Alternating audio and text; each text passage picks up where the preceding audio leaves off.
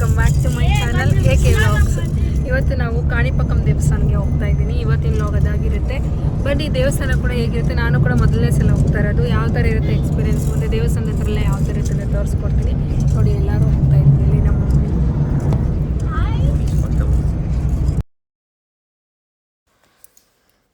ಹೊರಟಿದ್ದೀವಿ ಗಣೇಶ ದೇವಸ್ಥಾನಕ್ಕೆ. ಆ್ಯಕ್ಚುಲಿ ಇದು ವರಸಿದ್ಧಿ ವಿನಾಯಕ ದೇವಸ್ಥಾನ ಅಂತ ಕೂಡ ಕರೀತಾರೆ. ಇದು ಆ್ಯಕ್ಚುಲಿ ಆಂಧ್ರದಲ್ಲಿರೋದು.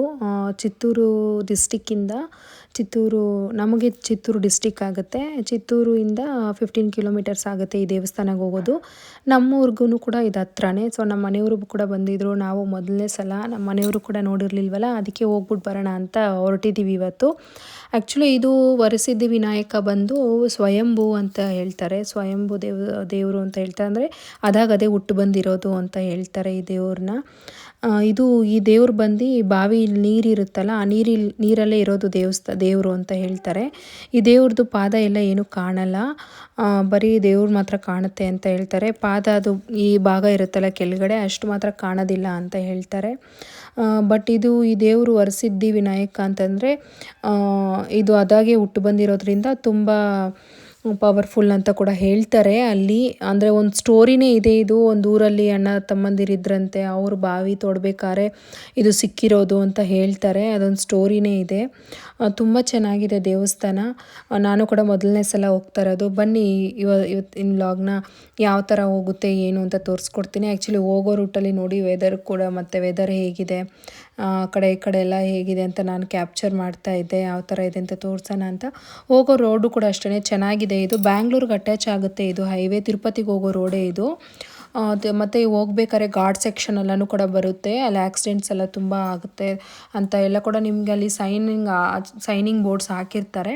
ನೀವು ಅದನ್ನು ನೋಡಿಕೊಂಡು ಹುಷಾರಾಗಿ ಹೋಗ್ಬೋದು. ಬನ್ನಿ ಇವತ್ತು ನಾವು ಕೂಡ ಹೋಗ್ತಾ ಇದ್ದೀವಲ್ವ, ಯಾವ ಥರ ಎಕ್ಸ್ಪೀರಿಯೆನ್ಸ್ ಇರುತ್ತೆ, ಯಾವ ಥರ ದರ್ಶನ ಆಗುತ್ತೆ ಅಂತ ನಿಮಗೂ ಕೂಡ ನನ್ನ ಜೊತೆ ತೋರಿಸ್ಕೊಡ್ತೀನಿ. ಬನ್ನಿ ಇವತ್ತು ಹೋಗೋಣ.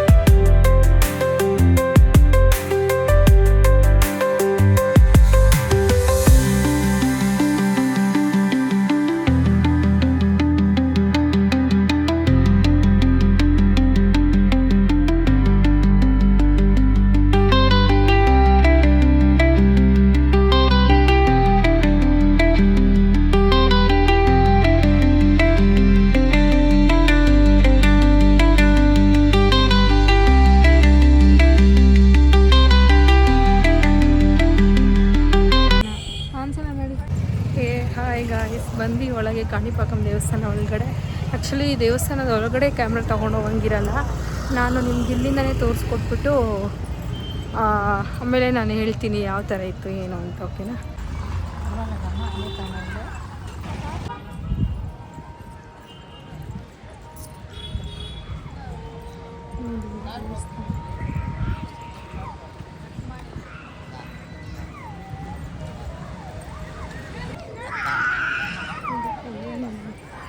ದೇವಸ್ಥಾನದ ಎದುರುಗಡೆ ಒಂದು ಕಡೆ, ಆ ಕಡೆ ಎಲ್ಲ ಶಾಪ್ಸ್ ಎಲ್ಲ.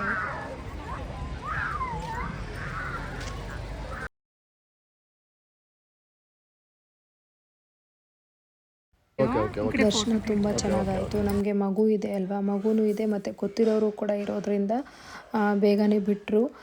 ಬೇಗ ಹೋಗಿ ಊಟ ದರ್ಶನವೂ ಆಯಿತು. ನೆಕ್ಸ್ಟ್ ಊಟಕ್ಕೂ ಕೂಡ ಟೈಮ್ ಆಗಿತ್ತು. ಅದೇ ಟೈಮ್ಗೆ ಊಟನೂ ಮಾಡ್ಕೊಂಡ್ವಿ. ಆ್ಯಕ್ಚುಲಿ ಚಿಕ್ಕ ಮಗು ಇರೋದ್ರಿಂದ ನಮಗೆ ಆಶೀರ್ವಾದ ಕೂಡ ಮಾಡಿಸಿದ್ರು ಅವರು. ಫೋಟೋ ಬೇಕಿದ್ರೆ ನಾನು ಇಲ್ಲಿ ಆ್ಯಡ್ ಮಾಡ್ತೀನಿ ನಿಮಗೆ, ನೀವು ಬೇಕಾದ್ರೆ ಅಲ್ಲಿ ಚೆಕ್ ಮಾಡಿ. ನಮಗೆ ತುಂಬ ಖುಷಿ ಆಯಿತು ಆ ಥರ ಮಾಡಿಸಿದ್ದು. ಆಮೇಲೆ ನೋಡಿ ಇಲ್ಲಿ ಆ್ಯಡ್ ಮಾಡಿದ್ದೀನಿ ನಾನು ಫೋಟೋನ. ಊಟನೂ ಅಷ್ಟೇ, ಹೊಟ್ಟೆ ತುಂಬ ಊಟ ಕೊಡ್ತಾರೆ. ಊಟ ಅಂತೂ ವೇಸ್ಟ್ ಮಾಡಿಬಿಡಿ ದೇವಸ್ಥಾನಗಳಲ್ಲಿ. ನಿಮ್ಗೆ ಎಷ್ಟಾಗುತ್ತೋ ಅಷ್ಟೇ ಕೇಳಿ ಹಾಕಿಸ್ಕೊಳ್ಳಿ.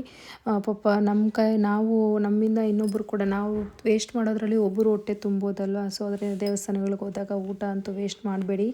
ಆ್ಯಕ್ಚುಲಿ ಒಂದೊಂದರಲ್ಲಿ ಸ್ಟ್ರಿಕ್ಟಾಗಿ ಇರುತ್ತೆ ವೇಸ್ಟ್ ಮಾಡಬಾರ್ದು ಅಂತ ನಾನು ನೋಡಿದ ಮಟ್ಟಿಗೆ. ಇಲ್ಲೆಲ್ಲನೂ ಅದೇ, ಇಲ್ಲಿ ನೋಡಿ ಅನ್ನಪ್ರಸಾದ ಭವನಂ ಅಂತ ಎಲ್ಲ ಹಾಕಿರ್ತಾರೆ. ಇಂಗ್ಲೀಷಲ್ಲೂ ಮತ್ತು ತೆಲುಗುದಲ್ಲೆರಡೂ ಕೂಡ ಹಾಕಿರ್ತಾರೆ. ಮತ್ತು ನೀವೆಲ್ಲೆಲ್ಲಿ ಹೋಗಬೇಕು, ನಿಮಗೆ ರೂಮ್ಸ್ ಅವೈಲೇಬಲ್ ಬೇಕಾ ಎಲ್ಲ ಕೂಡ ಇಲ್ಲೇ ನಿಮಗೆ ಹಾಕಿರ್ತಾರೆ ಡೈರೆಕ್ಷನ್ಸು. ನೀವು ಅದನ್ನು ನೋಡಿಕೊಂಡು ಹೋಗ್ಬೋದು. ನೋಡಿ ನಾವು ರಿಟರ್ನ್ ಆಗ್ತಾಯಿದ್ದೀವಿ.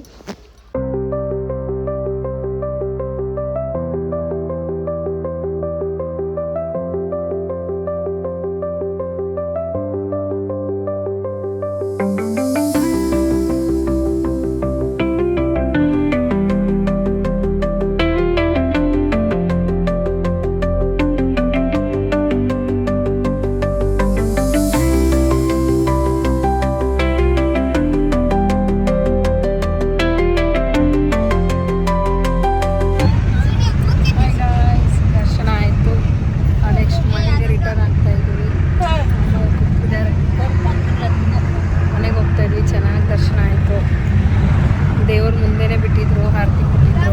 ತುಂಬ ಖುಷಿ ಆಯಿತು. 1 ಅವರಲ್ಲೇ ದರ್ಶನ ಆಗೋಯಿತು. ಅದೇ ಗೊತ್ತಿರೋರು ಇದ್ದು ಪಾಪ, ಅದಕ್ಕೆ ಕರ್ಕೊಂಡು ಹೋದ್ರು. ಬೇಗ ಆಗೋಯಿತು. ಖುಷಿ ಆಯಿತು. ಬಂದಿದ್ದು ಇವತ್ತಿನ ವ್ಲಾಗ್ ಇದಾಗಿತ್ತು ಗೈಸ್. ನನ್ನ ವ್ಲಾಗ್ ನಿಮ್ಗೆ ಇಷ್ಟ ಆಗಿದ್ದರೆ ಲೈಕ್, ಶೇರ್, ಕಮೆಂಟ್, ಸಬ್ಸ್ಕ್ರೈಬ್.